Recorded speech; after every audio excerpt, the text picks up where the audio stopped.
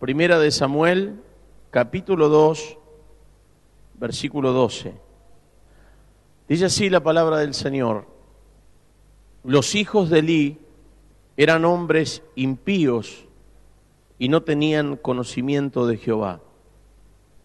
Vamos a la palabra, al capítulo 3, versículo 1. Dice: el joven Samuel ministraba a Jehová en presencia de Elí, y la palabra de Jehová escaseaba en aquellos días, no había visión con frecuencia. Oramos, levante sus manos al cielo y ore por mi vida. Diga conmigo: Señor Jesús, bendice a mi pastor, dale revelación, ciencia, profecía. Señor, úsalo, que sea un canal de favor y de bendición para mi vida, en el nombre de Jesús. Levante bien altas sus manos y diga conmigo: vacíame de mí y lléname de ti, en el nombre de Jesús. Amén. Bien, póngase de pie un instante. Yo quiero que usted haga algo. Póngase de pie un minuto nada más. Y abrace a alguien que tiene cerca. Fuerte, sí. Fuerte, abrácelo. Y dígale: Dios va a hablarte hoy. Tiene una palabra para vos. Y ahora ore para que Dios le abra su corazón y su entendimiento. Diga: Señor, bendice a mi hermano, a mi hermana, a mi esposa, a mi esposo, a mis hijos.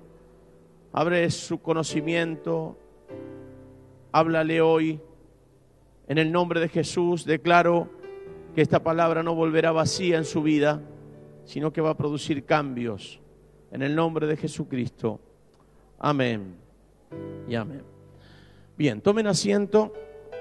¿Se anima a decir conmigo: yo amo la palabra?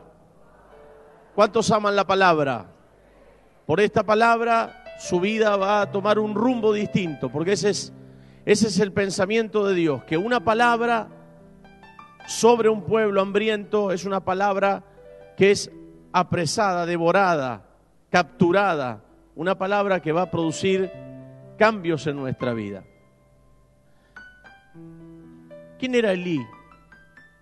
Elí era un hombre que era un sacerdote y que tenía dos hijos, Ofni y Fines, dos hijos que también ministraban en la presencia del Señor. Y yo digo que hay muchas formas de ministrar en la presencia del Señor. Una de las maneras de hacerlo es con temor y reverencia, y otra de las maneras de hacerlo es por costumbrismo y por beneficios propios. Ofni y Fines eran personas que, a pesar de que entendían muchas cosas, desconocían otras. Y Elí era un hombre bueno, no era un mal hombre. Elí tenía un corazón tierno, pero tenía un problema. Elí era muy permisivo, le permitía todo a sus hijos, a tal punto que sus hijos hacían y deshacían como bien les parecía. Pero si hay algo que me llama poderosamente la atención, es que Dios no se casa con nadie. Mientras uno haga las cosas bien, Dios nos va a apoyar y nos va a abrir puertas y nos va a asombrar y va a abrir el camino y nos va a bendecir. Pero cuando uno se desvía de la voluntad de Dios, Dios como que toma un tiempo, nos da, como quien dice, nos da soga, nos permite, ¿no es cierto?, correr un poco, a ver si en ese transitar somos capaces de reconocer nuestro error y volvernos a Dios. Y creo que le dio oportunidad a Fines y a Ofni para reconocer sus errores. Sin embargo, los hijos de Elí no hacían absolutamente lo que Dios quería que hagan. En la antigüedad se acostumbraba que cuando una persona traía un sacrificio para Dios, lo que hacían los sacerdotes tenían un garfio, como un instrumento que tenía 3 ganchos en la punta. Entonces lo metían en la olla. Una vez que estaba ofrecida la carne a Dios, la metían en la olla, y la parte de la carne que sacaban, esa parte era para el sacerdocio. ¿Qué hacían estos hijos de Elí? Decían: a ver, ¿qué vas a traer? Y voy a traer un asadito para presentárselo al Señor. Bueno, esta parte del medio, separámela. No, pero primero tenemos que ofrecerla, es decir, cocinarla, ponerla a cocinar las grosuras del animal. Pero ellos decían: no, mejor cruda. Entonces separaban las partes crudas del animal, a su piacere, le quitaban al pueblo la posibilidad de entregarle ofrenda a Dios y ellos tomaban esa ofrenda a su piacere. No usaban el garfio, sino que hacían lo que bien les parecía. Es más, ese es un punto terrible en la vida de estos hombres que habían perdido el temor a Dios. Por eso yo digo siempre, el hombre y la mujer que no teme a Dios, no le teme a los hombres. Cuando uno pierde el temor a Dios, le da lo mismo hacer y deshacer como bien se le dé la gana. Porque la falta de temor a Dios hace que yo sea insensible ante el prójimo. Y eso es lo que estos hombres hacían. Habían perdido la sensibilidad por la falta de temor a Dios. Y dice la palabra que estos hombres producían esto, entonces representaba como que, supóngase usted que viene con una ofrenda. ¿Cuántos les gusta ofrendar al Señor? A ver, levánteme la mano. ¿A cuántos les gusta ofrendar lo mejor? Y usted llega acá a la puerta y lo agarra, acá no hay diáconos, pero lo agarra un diacóbolo en la puerta y le dice, ¿qué vas a traer de ofrenda? Y yo pensaba hoy darle al Señor, diga un valor, a ver, 100 pesos. Dice, ¿qué le vas a dar 100 pesos? Dale 10, los otros 90, dámelo a mí. Eso es lo que hacían los hijos de Elí. Pero no era solamente eso, sino que aparte las mujeres que estaban en las puertas del tabernáculo, ellos se acostaban con estas mujeres. Ellos adulteraban. Ellos no tenían temor de Dios. Y cuando uno piensa en esto, piensa y dice, ¿cuán lejos estamos? Hoy por hoy, cuando hay gente que no tiene temor a Dios, que servir al Señor en cualquier área, quiero felicitar a las personas que limpiaron esto. Es un privilegio que Dios nos da, servir en lo pequeño o en lo mucho, servirlo con alegría. Es un privilegio que Dios nos da. ¿Sabe lo que significa servir a Dios? Ponernos en la brecha para decir, Señor, te voy a dar mi vida. Porque al fin y al cabo, queridos hermanos, lo hacemos porque lo amamos. ¿Está de acuerdo conmigo? Servimos a Dios y venimos a su casa a oír su voz. Pero se había encarnado en el sacerdocio, se había encarnado, se había apoderado de la cúpula del sacerdocio la promiscuidad y se había puesto en evidencia delante de Dios y del pueblo. Y venían y le contaban a Elí la mala fama de sus hijos. Y le decían, tus hijos, que son los sacerdotes, pecan, hacen desastres en la calle, se acuestan con las mujeres, le roban a la gente. Y Elí decía, che, muchachos, ahí la Biblia lo dice en otras palabras, yo se lo digo parafraseado, muchachos, escucho la mala fama que ustedes tienen, no les da vergüenza. Y dice la Biblia que Dios había determinado quitarles la vida a estos hombres. Qué fuerte, ¿no?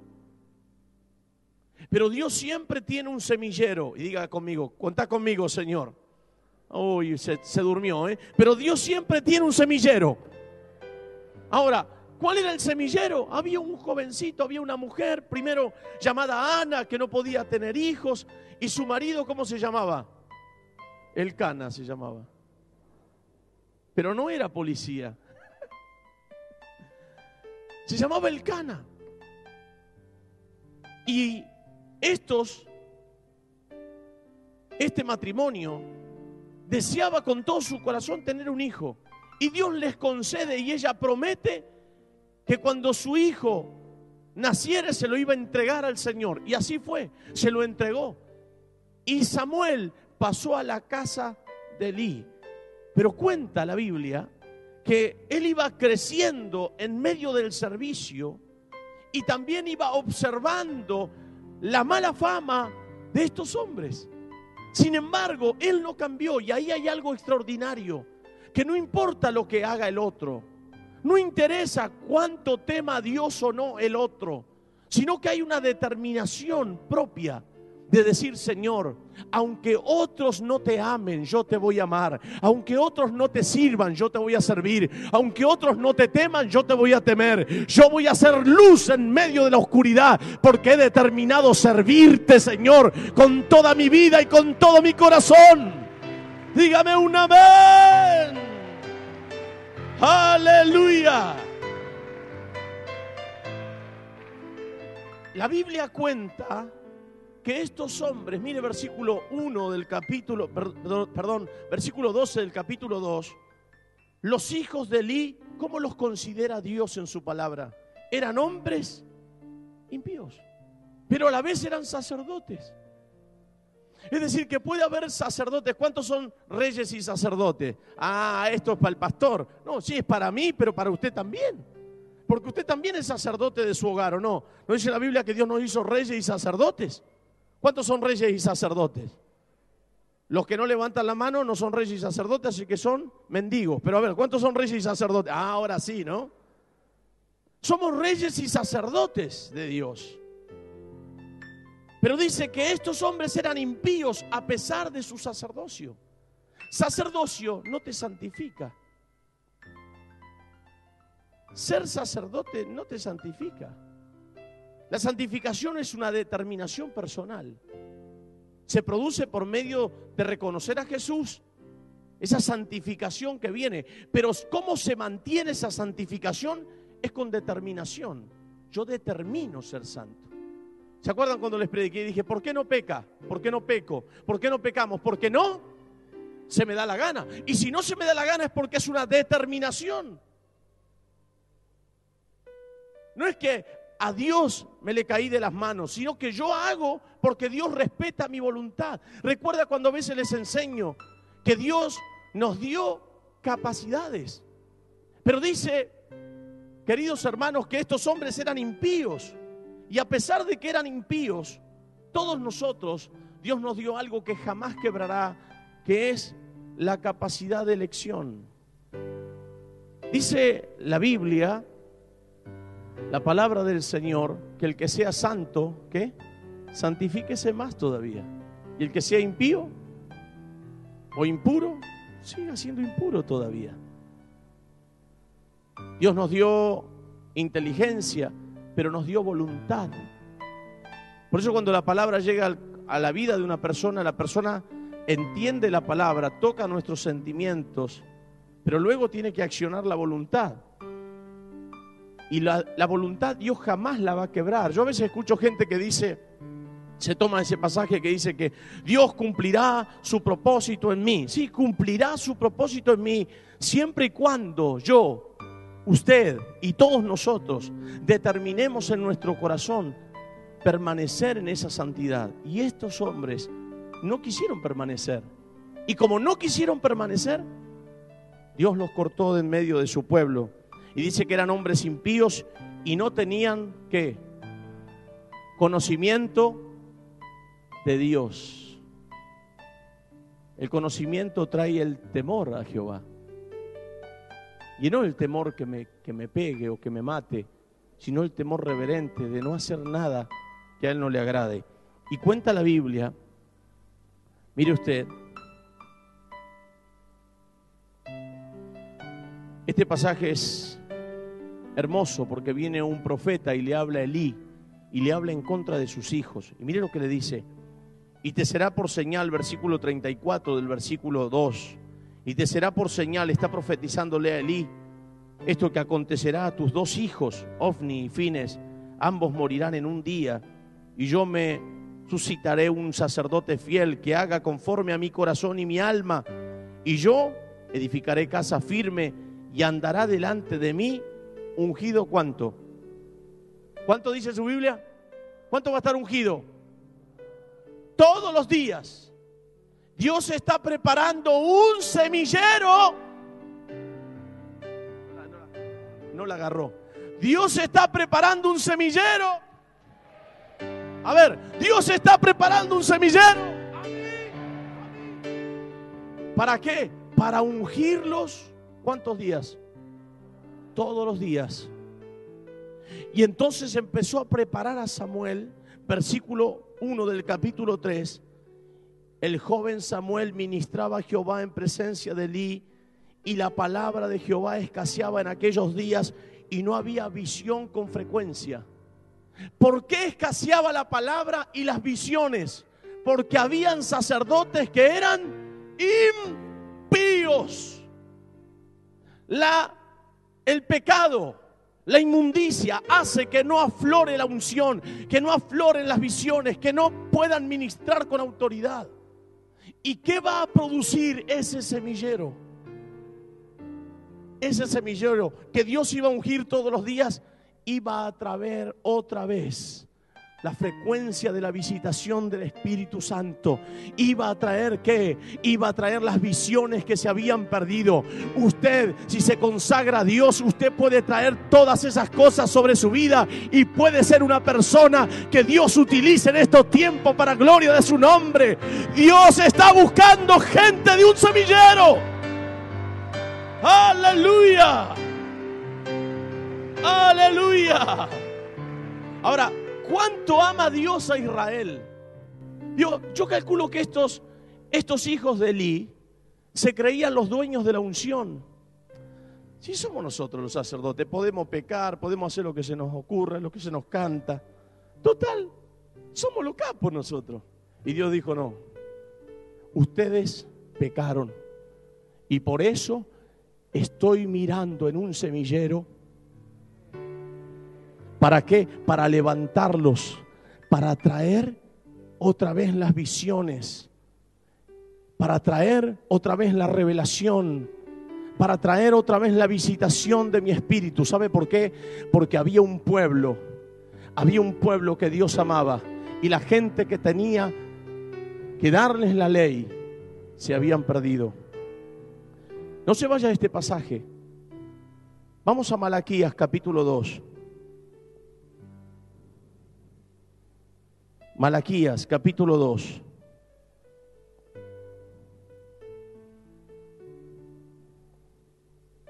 Versículo 7.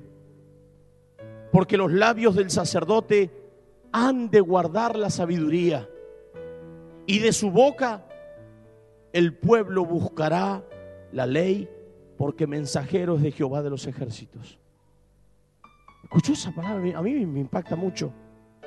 Porque los labios del sacerdote han de guardar la sabiduría, y de su boca el pueblo buscará la ley, porque es mensajero de Jehová de los ejércitos. ¿Qué había pasado con los hijos de Elí? Habían perdido la sabiduría porque no tenían conocimiento o nunca la hallaron. Habían perdido el temor a Dios y no podían darle la ley al pueblo porque ellos no la tenían. No podemos enseñarle a los demás lo que nosotros no vivimos. Y eso es lo que estaba haciendo estos jóvenes, queriendo enseñarle a los demás lo que ellos no vivían.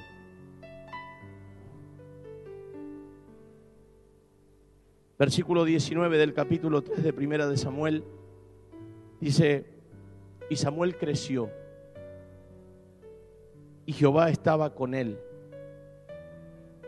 Y dice: y no dejó caer a tierra ninguna de sus palabras. Mire qué palabra. Creció porque Jehová estaba con él. ¿Qué pasó con la vida de los hijos de Elí? Decrecieron, se esfumaron, desaparecieron. Cuando Dios está con vos, vas a crecer, porque todo aquel que está con el Señor crece en todas las áreas de la vida. Amado, yo deseo que tú seas prosperado, que tengas salud en todas las cosas, así como prospera tu alma.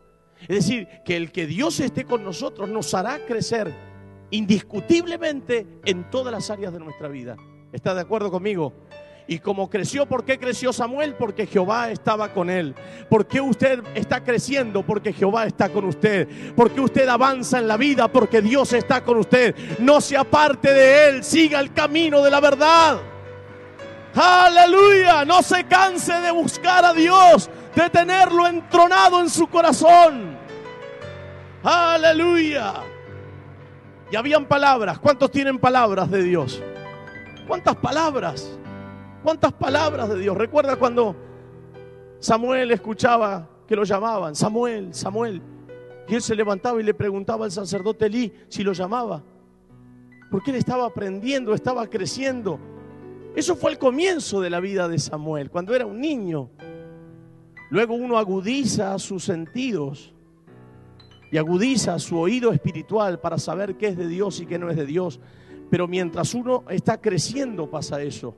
Pero cuando creces, te puedes hacer maestro de otros.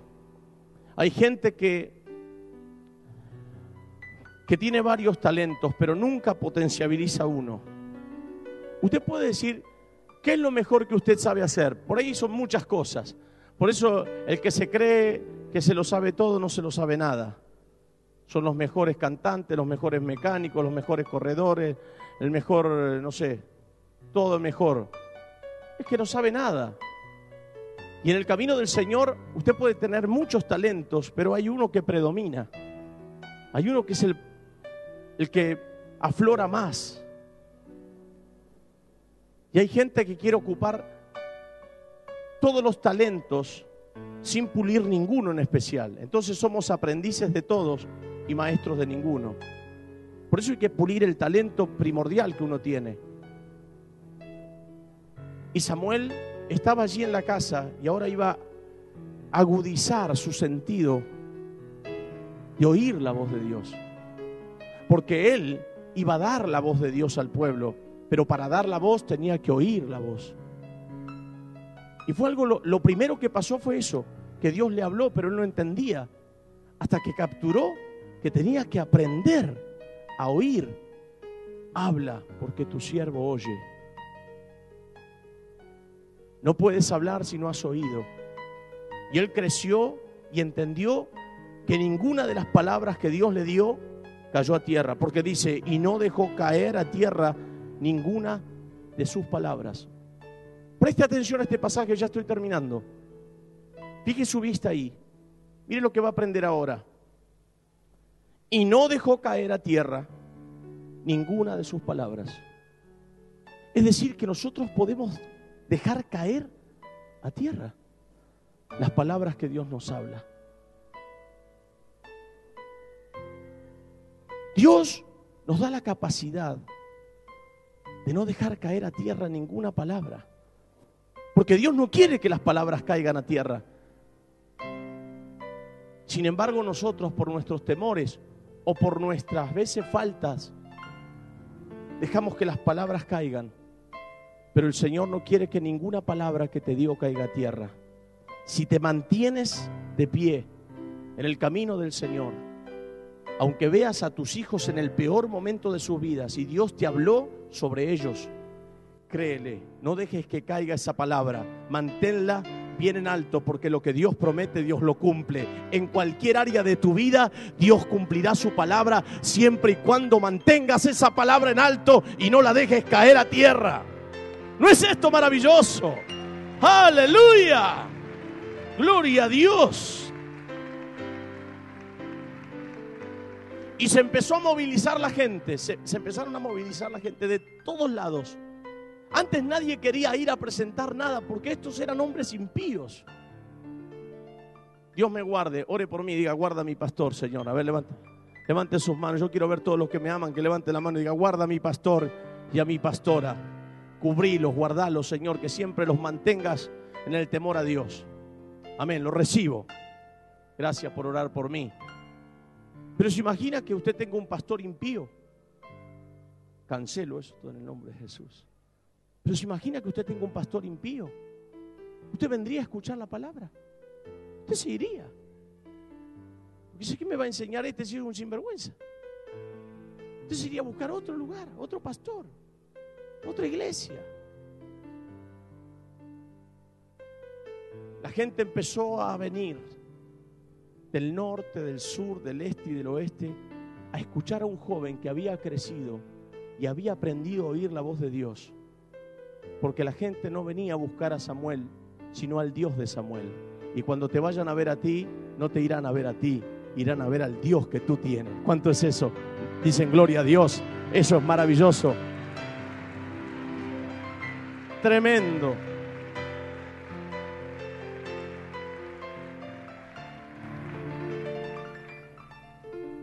Versículo 3, última parte. En aquellos días no había visión con frecuencia. La palabra escaseaba.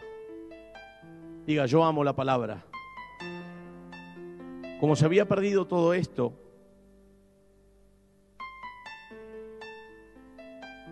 dice la Biblia que el versículo 20, y todo Israel, desde Dan hasta Berseba, conoció que Samuel era fiel profeta de Jehová. Y Jehová, ¿qué dice la Biblia? Volvió a aparecer en Silo, porque Jehová se manifestó a Samuel en Silo por la palabra de Jehová. Mire qué hermosa palabra. Dios se quiere volver a aparecer. Se quiere volver a aparecer. Dios quiere sacudir la Argentina. ¿Cuántos lo creen? ¿Usted ama su país? ¿Ama la Argentina? Yo respeto mucho a los predicadores, jamás hablo de ellos. Pero a veces quisiera saber cuántos son los que se van porque Dios los envía y cuántos son los que se van porque ellos envían. ¿Cuál es mi motivación? ¿Cuál es mi motivación? Queridos hermanos, cuando uno ama algo, lucha para que ese Dios se manifieste sobre el pueblo. Yo no quiero dejar pasar ningún avivamiento que pase por arriba mío. Yo quiero capturarlo, quiero ser parte de eso. Quiero que la Argentina se vuelva a Dios. Yo quiero ver ciudades enteras movilizándose y diciendo, yo quiero oír la palabra. Yo quiero tener una experiencia con ese Dios. Yo quiero conocer a Jesucristo como Señor y Salvador de mi vida. Yo quiero llenar la Argentina junto con ustedes del conocimiento y de la palabra de Dios. Yo quiero que en la televisión aflore la palabra, en las radios aflore la palabra, en las plazas aflore la palabra, en los colegios aflore la palabra, en el trabajo aflore la palabra, que se levante gente de ese semillero y Dios los levante con poder. ¿Cuántos dicen amén? ¡Festéjenlo! ¡Aleluya! ¡Aleluya!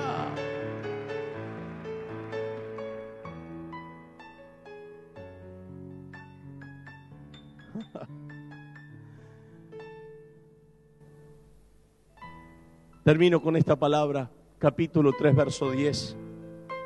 Y vino Jehová y se paró y llamó, como las otras veces, Samuel, Samuel. Entonces Samuel dijo, habla, porque tu siervo oye. Aprendió a oír.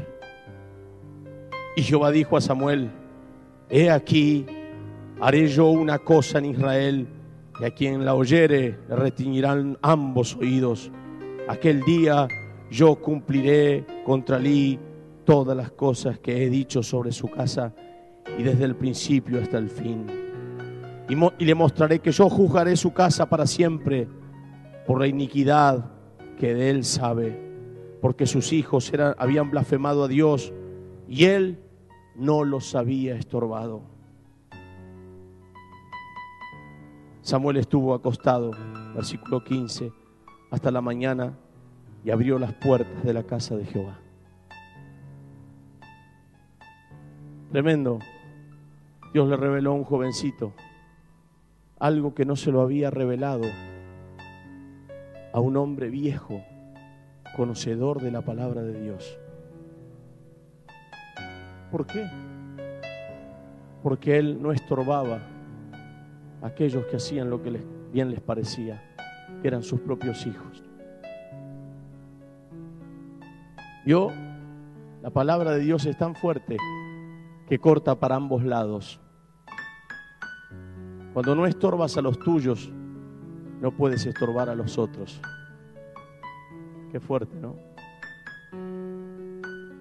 Así hizo Dios con Samuel. Lo levantó en medio de una carencia espiritual impresionante. Viene un tiempo nuevo sobre la Argentina y sobre el mundo. Y yo les puedo asegurar que los ojos del mundo están puestos sobre América. No estoy hablando de la Argentina, estoy hablando de América. ¿Sabes que donde hay iglesias en Europa y donde hay latinos, las iglesias son otras diferentes a las iglesias que no hay latinos. Los latinos tienen algo en la sangre, quizás porque algún día vinieron y nos robaron nuestro oro, de allí, de aquel lado del charco, le traían a nuestros indígenas espejos y nos cambiaban por oro. No sé por qué, pero Dios está levantando de las Américas gente como un semillero para encender el mundo con el fuego del Espíritu Santo. Y les puedo asegurar algo, que quizás hayan algunos de los que irán al mundo a llevar este evangelio entre ustedes. No me emocionó su amén ni su gloria a Dios, pero entre ustedes quizás Dios levante gente.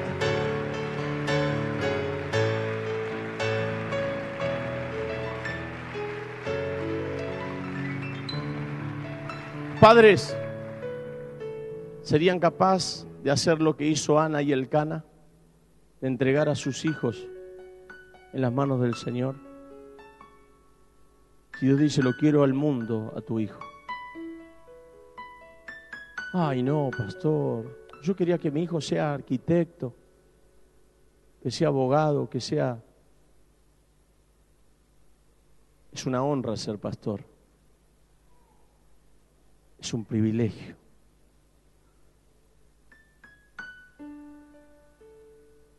¿Qué pasa si hoy te pide la vida de tu hijo para usarlo en las naciones? ¿Se lo darías? ¿Seguro? Que Dios levante gente que tenga pasión por las almas. Que Dios levante gente que tenga la capacidad de amar a Dios con todo su corazón y de no cambiar su integridad por nada. Dios quiera que levante gente entre nosotros, varones y mujeres, que Dios use las naciones. Póngase de pie, por favor, cierre sus ojos.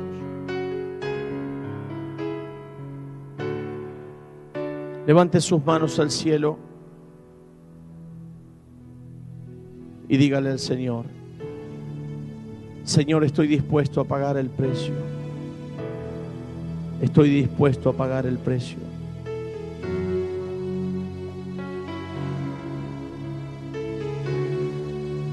No voy a cambiar mi integridad, ni por oro, ni por plata, ni por precio. Me voy a mantener en pureza, pase lo que pase, cueste lo que cueste. Puedes contar conmigo, Señor.